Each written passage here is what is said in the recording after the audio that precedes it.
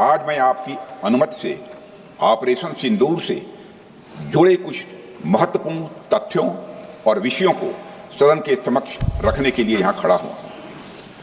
अध्यक्ष महोदय, 6 और 7 मई 2025 को भारतीय सेनाओं ने ऑपरेशन सिंदूर के नाम से एक ऐतिहासिक सैन्य कार्रवाई को अंजाम दिया। यह केवल एक सैन्य कार्रवाई नहीं थी, बल्कि यह भारत की संप्रभुता, उसकी अस्मिता, देश के नागरिकों के प्रति हमारी जिम्मेदारी और आतंकवाद के खिलाफ हमारी नीति का एक इफेक्टिव और डिसाइसिव डेमोन्स्ट्रेशन था। अध्यक्ष महोदय, जैसा इस सदन को जानकारी है, 22 अप्रैल 2025 को जम्मू कश्मीर के पहलगाम क्षेत्र में एक अमानवीय और कायराना आतंकी हमला हुआ।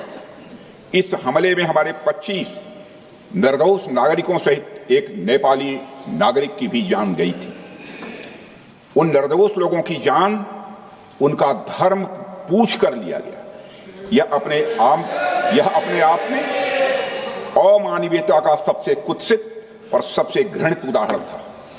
यह घटना भारत की सहन शक्ति की सीमा की भी मैं मानता हूं परीक्षा की। अध्यक्ष महोदय, इस हमले के तुरंत बाद हमारे प्रधानमंत्री श्री नरेंद्र मोदी जी ने तीनों सेनाओं के प्रमुखों की एक उच्च स्तरीय बैठक की और उन्हें छूट दी गई कि वे अपने विवेक, स्ट्रेटेजिक अंडरस्टैंडिंग और रीजनल सिक्योरिटी सिचुएशन को ध्यान में रखते हुए वह निर्णायक कार्रवाई करें। इसके बाद हमारे सैन्य नेतृत्व ने न केवल अपनी मैच्योरिटी दिखाई, बल्कि उस स्ट्रेटेजिक विजडम का भी परिचय दिया जिसकी उम्मीद भारत जैसी एक रिस्पॉन्सिबल पावर से की जाती है।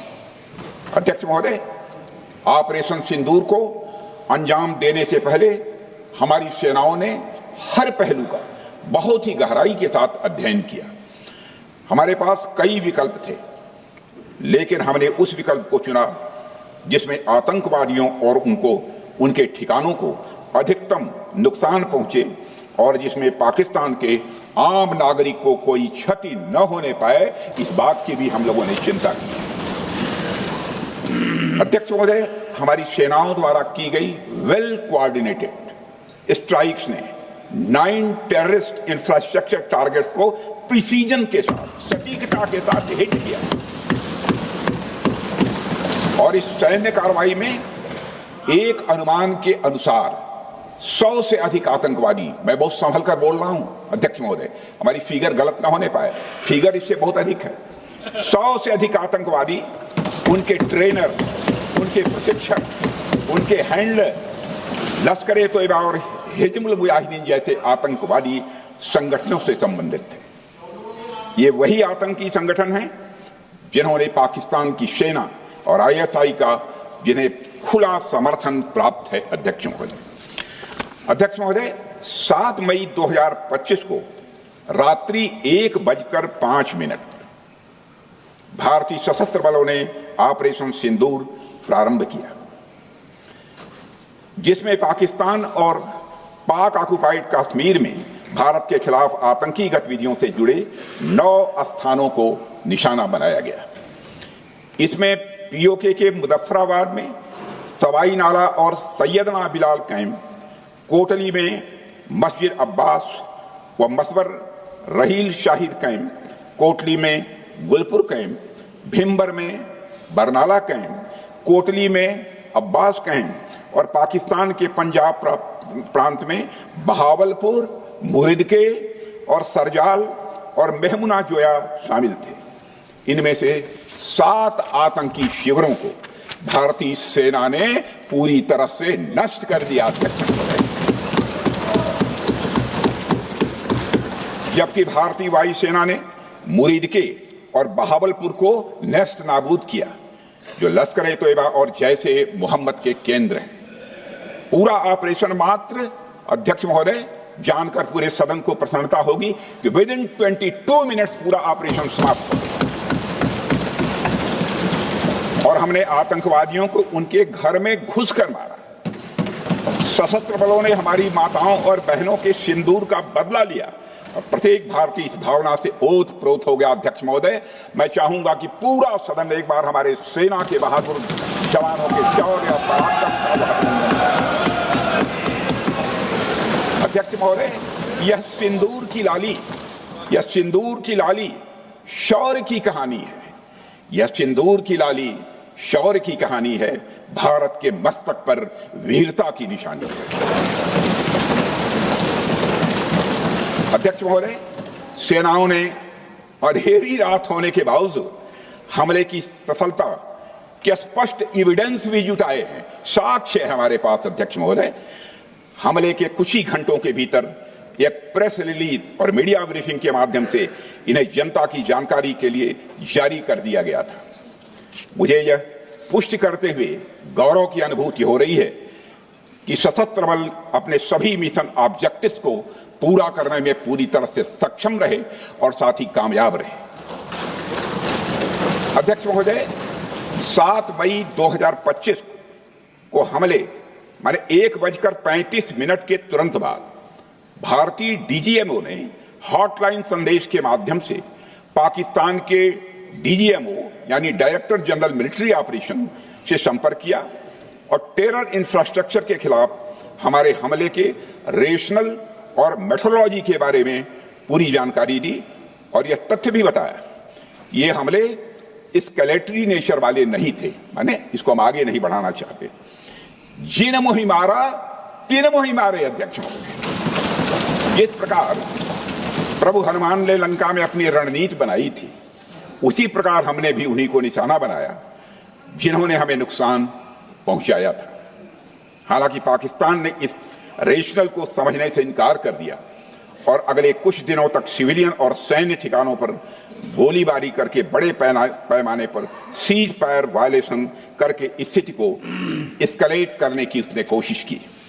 अध्यक्ष महोदय, 7-8 मई 2025 की रात को क्लियरली आइडेंटिफाइड आतंकवाद संबंधी ठिकानों पर हमारे सफल ऑपरेशन के बाद, सफल हमले के बाद पाकिस्तान ने स्थिति को एस्केलेट कर दिया और अनमैन्ड एरियल सिस्टम और अन्य साधनों का उपयोग करके भारतीय वायुसेना के बेसेस, भारतीय वायुसेना के सेंसर्स और सेना के फॉर्मेशन हेडक्वार्टर से लेकर ब्रिगेडों तक पर भी उसने हमला कर दिया।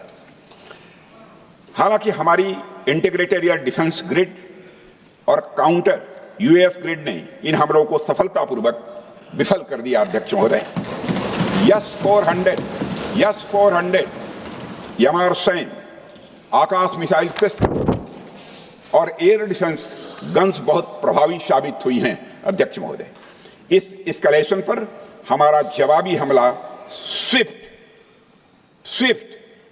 प्रोपोर्शनेट और नबातुला था। अध्यक्ष महोदय, जिसमें 8 मई 2025 को केवल चुनिंदा पाकिस्तानी एयर डिफेंस सिस्टम और सेंसर नेटवर्क को प्रिसीजन गाइडेड मिशन द्वारा म्यूनिशंस द्वारा जो है टारगेट किया गया।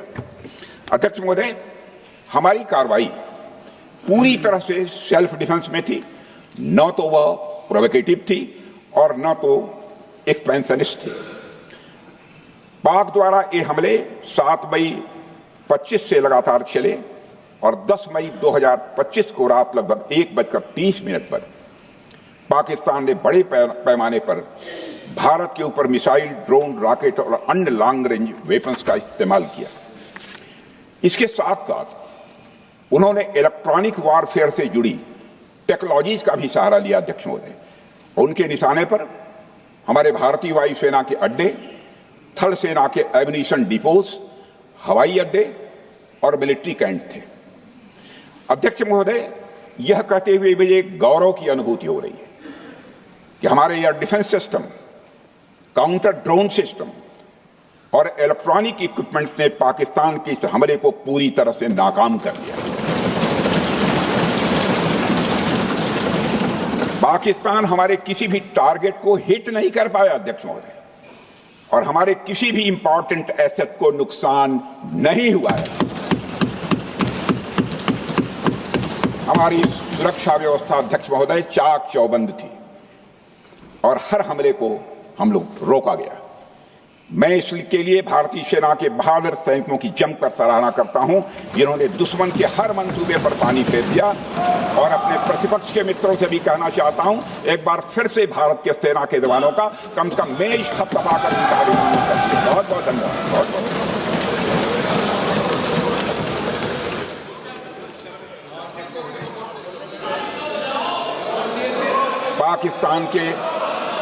पाकिस्तान के इस हमले के जवाब में हमारी कार्रवाई साहसिक थी, ठोस थी और प्रभावी थी। भारतीय वायुसेना ने वेस्टर्न फ्रंट पर पाकिस्तान के हवाई अड्डों, command and control systems, military infrastructures और एयर डिफेंस सिस्टम को निशाना बनाया और इस मिशन को हमारी सेनाओं ने सफलतापूर्वक अंजाम देने में कामयाबी हासिल की। अध्यक्ष महोदय, हमारी सेनाओं ने चकलाला, सरगोधा, रफीकी, रहीम यार खान, जैकबाबाद, सुक्कुर और भोलारी जैसे बड़े एयरबेस पर प्रहार किया और पूरी दुनिया ने भारतीय वायुसेना के शौर्य और पराक्रम की तस्वीर देखी।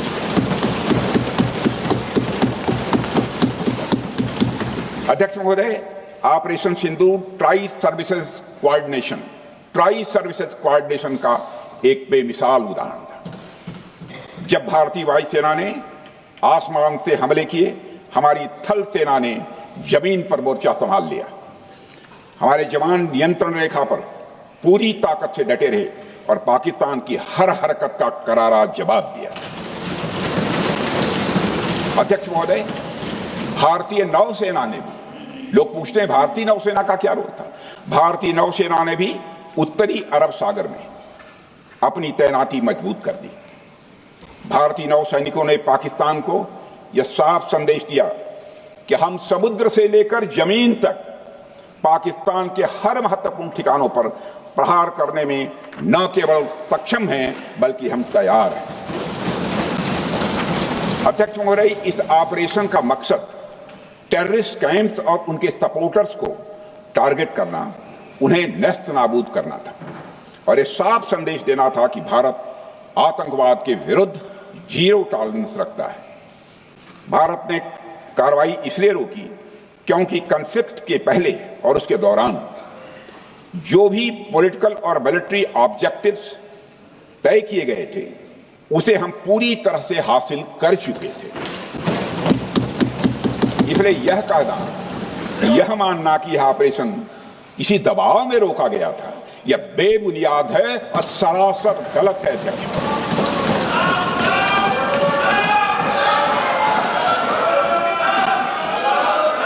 मैं सदन को फिर से आश्वस्त करना चाहता हूं, अपने राजनीतिक जीवन में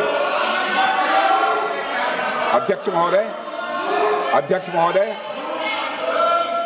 मैं आपके माध्यम से सदन को आश्वस्त करना चाहता हूं, अपने राजनीतिक जीवन में जानबूझकर कभी भी असत्य न बोलूं, इसकी भरपूर कोशिश की है मैंने, चाहे सदन हो अथवा सदन के बाहर।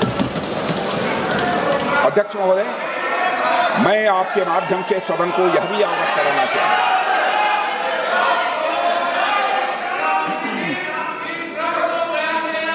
प्लीज बैठिए। आप क्यों खड़े? अध्यक्ष महोदय, मैं आपके माध्यम से सदन को यह भी अवगत कराना चाहूंगा कि सीमा पार करना या वहां की टेरिटरी कैप्चर करना इस ऑपरेशन का उद्देश्य नहीं था। ऑपरेशन सिंदूर प्रारंभ करने का मकसद था अध्यक्ष महोदय, उन टेरर नर्सरीज को खत्म कर देना जिन्हें पाकिस्तान ने बरसों से पाला पोसा था। और यह ऑपरेशन उन मासूम परिवारों को न्याय दिलाने के लिए लॉन्च किया गया था जिन्होंने पाक स्पॉन्सर्ड टेररिस्ट अटैक्स में अपने प्रियजनों को खोया था। हमारी सेनाओं ने सिर्फ उनको टारगेट किया जो इन आतंकियों को सपोर्ट करते हुए भारत पर हमला करने की कोशिश में लगातार शामिल थे। अध्यक्ष महोदय, ऑपरेशन सिंदूर का ओवरऑल पॉलिटिको मिलिट्री ऑब्जेक्टिव यह था कि आतंकवाद के रूप में प्रॉक्सी वार लड़ रहे पाकिस्तान को सजा दी जाए और इसी वजह से आर्म फोर्सेस को पूरी आजादी दी गई थी कि वो अपने टारगेट खुद चुने और करारा जवाब दें।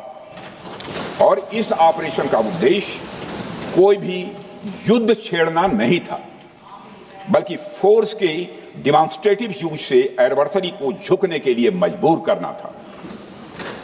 10 मई की सुबह जब भारतीय वायुसेना ने पाकिस्तान की मल्टीपल एयरफील्ड पर करारा प्रहार किया तो पाकिस्तान ने हार मान ली है अध्यक्ष महोदय, और हॉस्टिलिटी रोकने की कोशिश की। अब रोक दीजिए महाराज।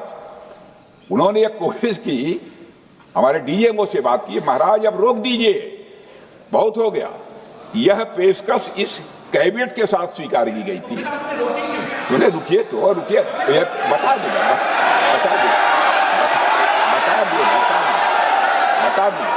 अब बैठ तो आपको मौका मिलेगा। यह क्यों रुका, इसका पहले ही मैं पूरी तरह से वर्णन कर चुका है अध्यक्ष महोदय। मैं नेता प्रतिपक्ष को बहुत सम्मान के साथ कहना चाहता हूं कि कृपया एक बार मेरा पूरा भाषण पूछ लें। आपको प्रश्न पूछने की पूरी आजादी है, आप पूछ सकते हैं, मैं उसका उत्तर दूंगा। अध्यक्ष महोदय, 10 मई की सुबह जब भारतीय वायुसेना ने पाकिस्तान की मल्टीपल एयरफील्ड पर करारा प्रहार किया तो पाकिस्तान ने हार मान ली और हॉस्टिलिटी रोकने की उन्होंने पेशकश की। यह पेशकश इस कैबिनेट के साथ स्वीकार की गई हम लोगों के द्वारा कि यह ऑपरेशन केवल पाज किया गया है, स्थगित किया गया है। यह ऑपरेशन समाप्त नहीं हुआ है अध्यक्ष महोदय। अगर पाकिस्तान की ओर से भविष्य में कोई भी मिस एडवेंचर हुआ तो यह ऑपरेशन अध्यक्ष महोदय, मैं सदन को आश्वस्त करना चाहता हूं, दोबारा प्रारंभ हो।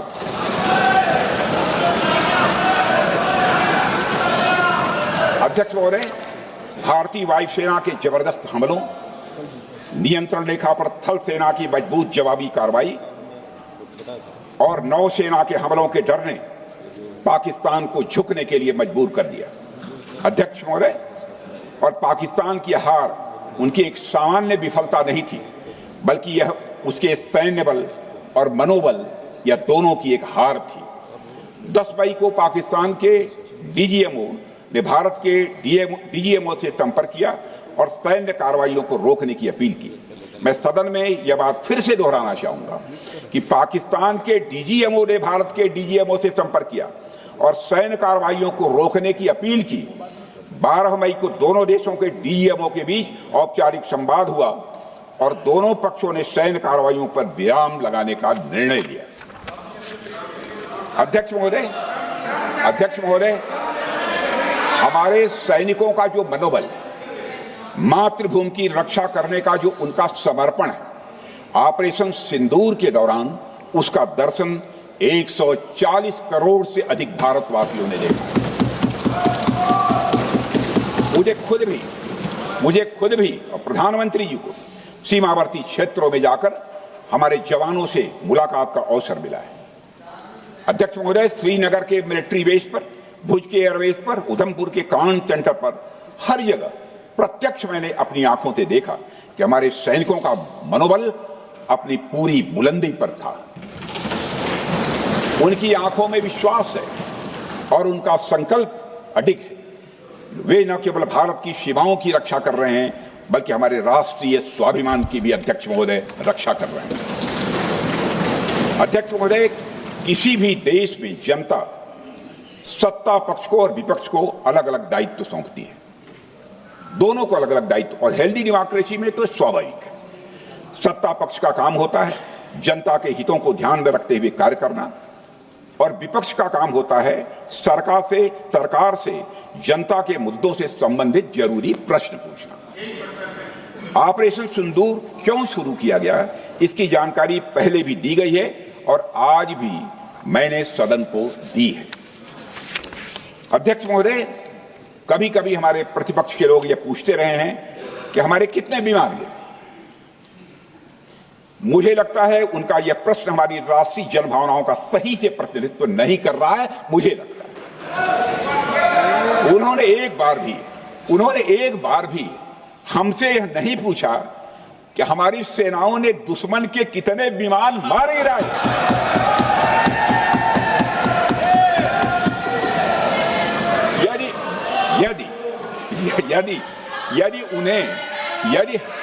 यदि उन्हें प्रश्न पूछना ही है अध्यक्ष महोदय, तो उनका प्रश्न यह होना चाहिए, क्या भारत ने आतंकवादी ठिकानों को तबाह किया? तो उसका उत्तर है हाँ।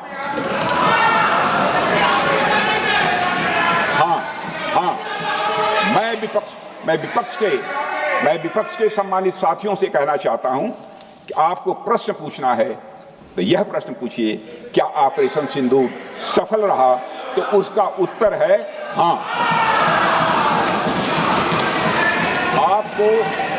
आपको प्रश्न पूछना है तो यह प्रश्न पूछिए कि जिन आतंकियों ने हमारी बहनों, हमारी बेटियों का सिंदूर मिटाया, क्या हमारी सेनाओं ने ऑपरेशन सिंदूर में उन आतंकियों के आकाओं को मिटाया? तो इसका उत्तर है हाँ। और आपको प्रश्न पूछना है तो यह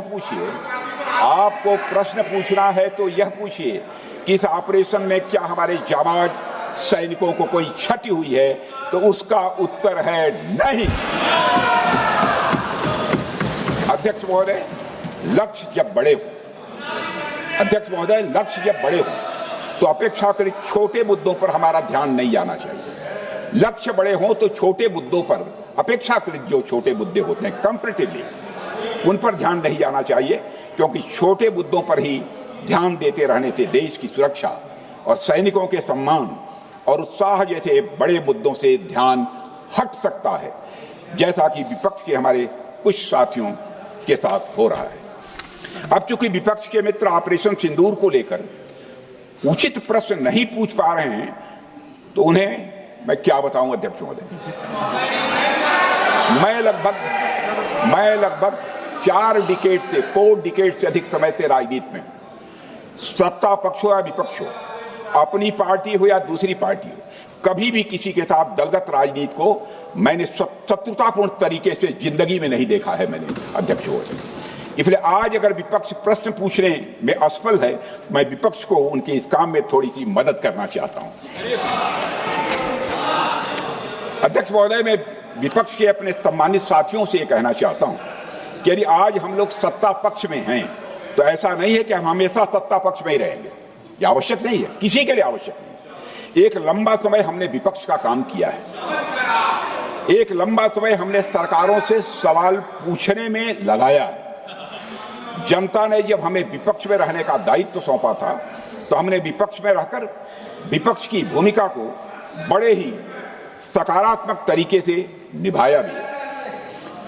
अध्यक्ष महोदय, विपक्ष में रहकर हमने कैसे प्रश्न पूछे, इसके कुछ उदाहरण मैं यहां रखना चाहता हूं। 1962 में अध्यक्ष महोदय, चीन के साथ हुए युद्ध में जब दुखद परिणाम आया, तो हमने उस समय की सरकार से यह पूछे थे, लेकिन वह प्रश्न यह था कि हमारे देश की धरती पर दूसरे देश का कब्जा कैसे हुआ।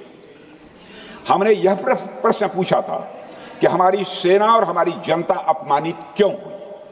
हमने यह प्रश्न पूछा था कि बड़ी संख्या में हमारे सैनिक हताहत कैसे हुए। हमने यह प्रश्न नहीं पूछा कि हमारे टैंक, हमारी मशीनें, हमारी बंदूकें क्यों ध्वस्त हो गई। यह प्रश्न हम लोगों ने नहीं पूछा। मशीनों और तोपों की चिंता न करके अध्यक्ष महोदय, हमने देश की टेरिटरी की चिंता की, हमने देश के सैनिकों की। इसी तरह 71 के युद्ध में, 71 के युद्ध में जब हमने पाकिस्तान को सबक सिखाया, मैं उस समय की सरकार को मैं बधाई देना चाहता हूं। हमने अपने राजनीतिक और सैन्य नेतृत्व की प्रशंसा की। हमने ये नहीं देखा कि किस दल की सरकार है, किस विचारधारा की सरकार है, इसकी चिंता नहीं की कभी। हमारे नेता अटल बिहारी वाजपेयी ने संसद में खड़े होकर उस समय के नेतृत्व की प्रशंसा की थी। हमने इस बात की खुशी जाहिर कि हमने अपने शत्रु को सबक सिखाया। हमने उस दौरान यह प्रश्न नहीं पूछा कि सबक सिखाने के दौरान में भारत के कितने प्लेन्स गिरे, भारत के कितने इक्विपमेंट्स बर्बाद हुए, यह प्रश्न अध्यक्ष महोदय उस समय भी हम लोगों ने नहीं पूछा। अध्यक्ष महोदय, यदि मैं इसे और भी प्रैक्टिकल तरीके से समझाऊं तो किसी भी परीक्षा के परिणाम में रिजल्ट मैटर करता है। यदि किसी परीक्षा में कोई बच्चा अच्छे मार्क्स लेकर आ रहा है तो हमारे लिए उसके मार्क्स मैटर करने चाहिए। हमें इस बात का ध्यान नहीं रखना चाहिए कि एग्जाम के दौरान उसकी पेंसिल टूट गई थी या उसकी पेन खो गई।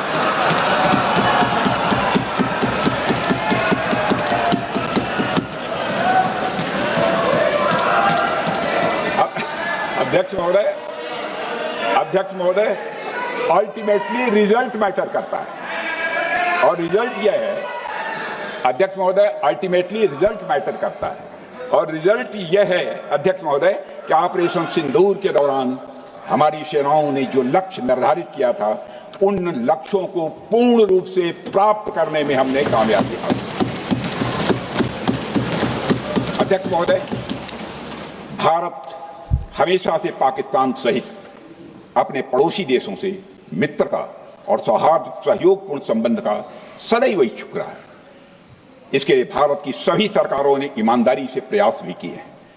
वह चाहे आदरणीय लाल बहादुर शास्त्री जी हों या अटल बिहारी वाजपेयी जी हों या हमारे स्वर्गीय मनमोहन सिंह जी हों या प्रधानमंत्री श्री नरेंद्र मोदी जी, सभी ने हमेशा चाहा है कि इस इलाके में शांति और समृद्धि बनी रहे। सभी ने यह चाहा। अध्यक्ष महोदय, यह बात हमारी सिविलाइजेशनल वैल्यूज के साथ मेल खाती है, इसलिए ऐसा हुआ।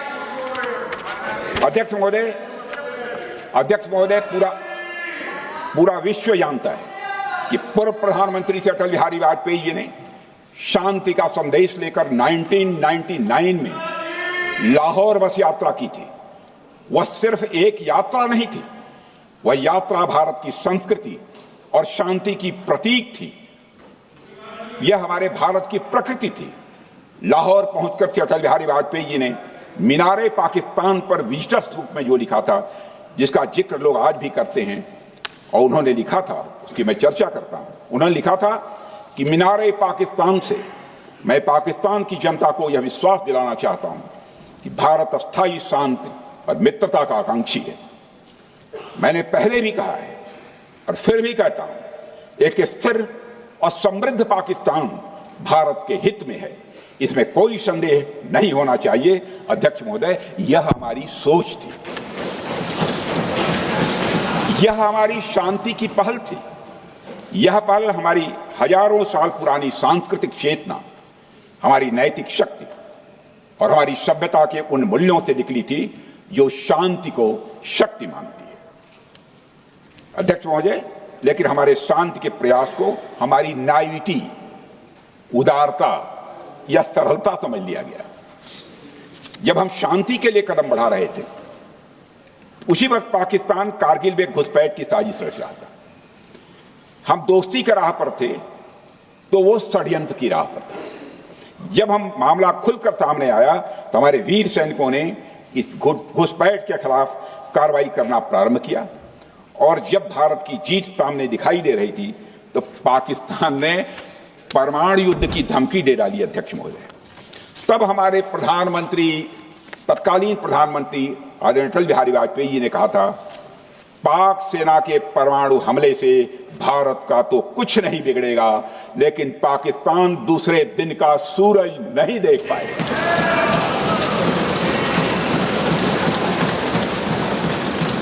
यानी अटल जी जो शांति का पैगाम लेकर गए, वही अटल जी शक्ति का भी परिचय देने में तनिक भी नहीं हिचके। यही है भारत। अध्यक्ष महोदय, यह सामर्थ्य का उद्घोष था।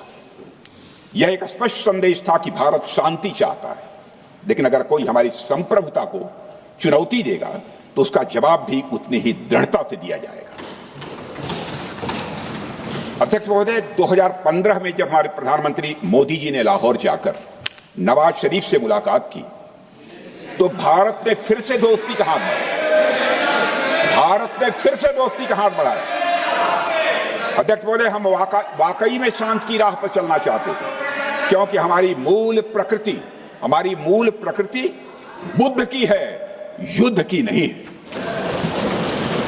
हमारी सरकार ने भी पाकिस्तान के साथ शांति स्थापित करने के अनेक प्रयत्न किए हैं, लेकिन बाद में हमने 2016 में सर्जिकल स्ट्राइक से, 2019 में बालाकोट में एयर स्ट्राइक से और 2025 के ऑपरेशन सिंदूर से हमने शांति स्थापित करने का दूसरा रास्ता अपनाया है।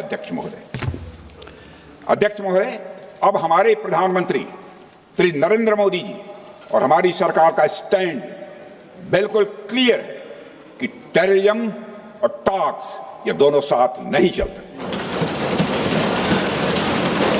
क्योंकि सभ्य मुल्कों के बीच बातचीत होती है। अध्यक्ष महोदय, लोकतांत्रिक देशों में बातचीत होती है, पर एक ऐसा देश जिसके वजूद में लोकतंत्र का एक कतरा भी न हो और सिर्फ रिलीजियस फैनेटिसिज्म, टेररिज्म और हेट्रेड अगेंस्ट इंडिया हो, उसके साथ संवाद किसी भी सूरत में नहीं किया जा सकता, क्योंकि टेररिज्म की भाषा जो अध्यक्ष महोदय होती है वह खून, डर और नफरत है, संवाद नहीं। गोलियों की आवाज में संवाद की आवाज दब जाती है। जहां खून बहता है वहां बातचीत की गुंजाइश अध्यक्ष महोदय नहीं बचती। अध्यक्ष महोदय, ऑपरेशन सिंदूर के माध्यम से पाकिस्तान के मन में भारत को लेकर जो बहुत बड़ी गलतफहमी थी वह हमने दूर कर दी है। और मेरी दूर थोड़ी बहुत बची यदि भई होगी तो उसको भी दूर कर देंगे। अध्यक्ष महोदय, हमारा मानना है यह आपका प्रतिद्वंदी आतंक को रणनीति बना चुका हो और बातचीत की भाषा नहीं समझता हो तो standing firm and being decisive के अलावा कोई विकल्प नहीं बचता है। अध्यक्ष महोदय, आज हमारे प्रधानमंत्री मोदी जी के नेतृत्व में भारत वह देश नहीं रहा जो पहले था। Today dossiers have been replaced by decisive action. Two-day doziers have been replaced by decisive action. आज भारत सहता नहीं है, भारत जवाब देता है। अध्यक्ष महोदय, आज भारत आतंक की जड़ तक जाता है और उसे उखाड़ फेंकने का सामर्थ्य रखता है। अध्यक्ष महोदय, मैं इस सदन को और देश की जनता को यह विश्वास दिलाना चाहता हूं कि हमारी सरकार, हमारी सेनाएं और हमारी लोकतांत्रिक संस्थाएं सब मिलकर, हम और ये सारे लोग सभी मिलकर देश की एकता, अखंडता और सुरक्षा के लिए जो भी कदम उठाना आवश्यक होगा वह कदम उठाएंगे और उसके प्रति हम पूरी तरह से कमिटेड हैं। अध्यक्ष महोदय, अंत में मैं केवल इतना ही कहना चाहता हूं, यह समय एकजुट होकर अपनी सुरक्षा, संप्रभुता और आत्मसम्मान की रक्षा के संकल्प को और अधिक मजबूत करने का है। हमें यह याद रखना होगा कि हमारी सामाजिक और राजनीतिक एकता ही यह हमारी सबसे बड़ी ताकत है। अध्यक्ष महोदय, आतंकवाद को समर्थन देने वालों को यह स्पष्ट संदेश चला गया है कि भारत अपनी मातृभूमि की रक्षा के लिए पूरी तरह से संकल्पबद्ध है। आइए हम सभी दलगत भाव से ऊपर उठकर संघवरध्वम के मंत्र से प्रेरणा लेकर एक साथ खड़े हो जाएं और हम इस राष्ट्रीय संकल्प को मजबूत करें। यही हम सबका राष्ट्रीय दायित्व है। और इन्हीं शब्दों के साथ अध्यक्ष महोदय, आपने मुझे विचार रखने का अवसर दिया, आपके प्रति आभार व्यक्त करते हुए और अपने सभी सम्मानित सदस्यों के प्रति धन्यवाद व्यक्त करते हुए अपना निवेदन समाप्त